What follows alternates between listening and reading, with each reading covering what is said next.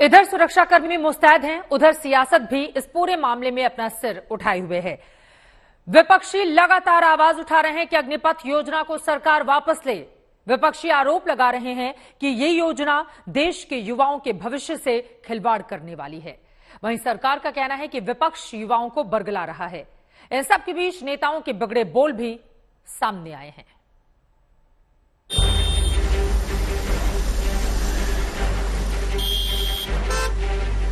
Modi Hitler की राह चलेगा तो हिटलर याद रख लो मोदी।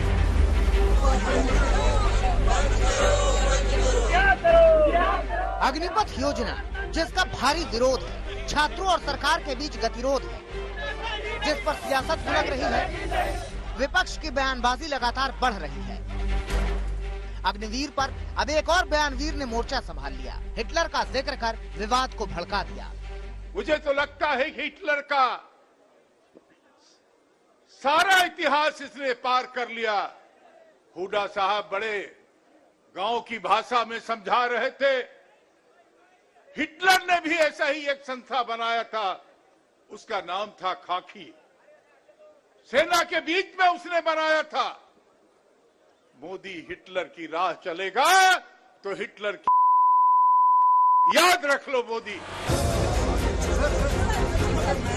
जंतर मंतर पर कांग्रेस नेता जुटे थे अग्निपथ योजना के विरोध में। सबने बारी बारी से अपनी बात कही। केंद्र पर हमला बोलते बोलते सुबोधकांत सहाय ने विवादित टिप्पणी की। मोदी हिटलर की राह चलेगा तो हिटलर की याद रख लो मोदी। बयान पर फौरन ही हंगामा हुआ तो सुबोधकांत सफाई की मुद्रा में आए। फिर से अग्निपथ योजना पर सवाल उठाए। हिटलर वाली टिप्पणी को कहावत बताया। हिटलर ने बनाया था खाकी करके इसी तरह का ऑर्गेनाइजेशन जो जिसके नक्शे कदम पे चल रहे हैं। लगता नहीं कि ये जो बयान है वो, क्योंकि बीजेपी अब इस पर सवाल खड़े कर रही है। ऐसा कुछ इतने लोग ये कहावत है, और ये कहावत है उनके लिए कि जो हिटलर की चाल चलेगा। लेकिन अग्निवीर पर सुबोधकांत का जुबानी तीर निकला तो फौरन ही बीजेपी ने पलटवार किया। दुनिया के सबसे बड़े लोकतांत्रिक देश का, जिसे देश के 135 करोड़ जनता ने प्रधानमंत्री बनाया, और ये इटली कांग्रेस परिवार के लिमिटेड के जिन नेताओं का इस तरह बयान निंदनीय भी है और आपत्तिजनक भी है, और इसकी गलती भी नहीं है क्योंकि उन लोग की डीएनए में है के नेताओं को सद्बुद्धि दे।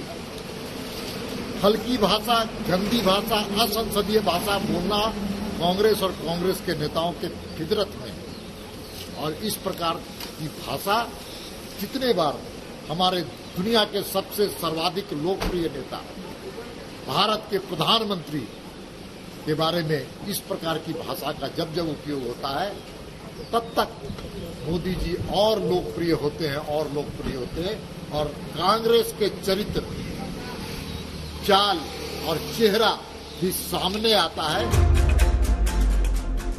विवाद तूल न पकड़े इसलिए कांग्रेस ने भी अपना पल्ला झाड़ लिया।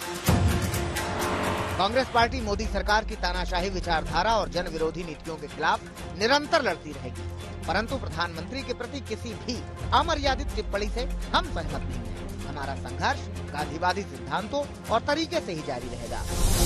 फिर से राहुल जी कह रहे हैं। हालांकि कई राज्यों, कई शहरों में विरोध के बीच अग्निपथ योजना पर बयानवीरों की फौज बढ़ती जा रही है।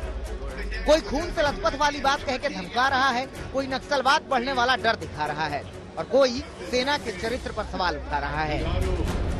और आज फिर से राहुल जी कह रहे हैं ये अग्निपथ अग्निवीर की भर्ती कर रहे हैं, ठेका में जो दे रहे हैं सेना को, इसको वापस लेना होगा, ये राहुल जी बोले हैं। और सच में हिंदुस्तान के जो सीमाओं की रक्षा करने वाले सेना है, उसके साथ अपमानजनक जो व्यवहार कर रहे हैं, उसकी जितनी भी निंदा की जाए वो कम है। जो चरित्र है, जो कैरेक्टर है हमारी फोर्सेस का, उस पर एक प्रश्न चिन्ह लग गया है।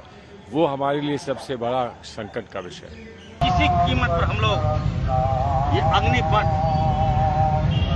देश होगा खून से लथपथ, लेकिन ये अग्निपथ हम नहीं। मैं कहना चाहता हूँ, पहले भी अग्निपथ फ्लॉप था, इस बार भी अग्निपथ फ्लॉप होगा, मैं ये दावे करता हूं। ऐसे बयानों पर ही छिड़ा सियासी घमासान है और बीजेपी कह रही है कि ये सेना का अपमान है।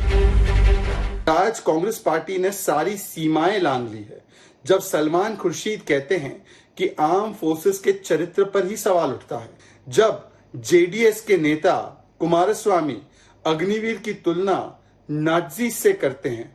इरफान अंसारी कांग्रेस के विधायक है, वो कहते खून से लथपथ होगा और कहते सुपारी किलर बन जाएंगे 4 साल के बाद। इस प्रकार से बार बार ये अग्निवीर का और आर्मी का अपमान करने वाले लोग हैं। उधर अग्निपथ योजना में विरोधियों को सियासी एजेंडा भी नजर आ रहा है। विपक्ष इसे आरएसएस की स्कीम बता रहा है। अग्निपथ ये तो 46,000 युवकों को वो क्या तैयार करके आरएसएस में लाना चाहते हैं, मुझे तो मालूम नहीं। कभी आपने सुना है क्या किसी देश में ऐसा हुआ है कि 4 साल ट्रेनिंग देना और छोड़ देना? सरकार बताए कि ये योजना शिक्षित युवाओं के लिए तैयार की गई मनरेगा है अथवा संघ का कोई हिडन एजेंडा। ये बहुत ही इम्पोर्टेंट है कि ये जो है, जो शिक्षित हैं, क्या उनके लिए मनरेगा के लिए मनरेगा जैसा रोजगार है क्या, या तो आरएसएस का कोई इसमें हिडन एजेंडा है? साफ है कि अग्निपथ पर छिड़ी लड़ाई यूं ही थमने वाली नहीं है। सियासी बयानबाजी की छड़ी यही रुकने वाली नहीं है। आज तक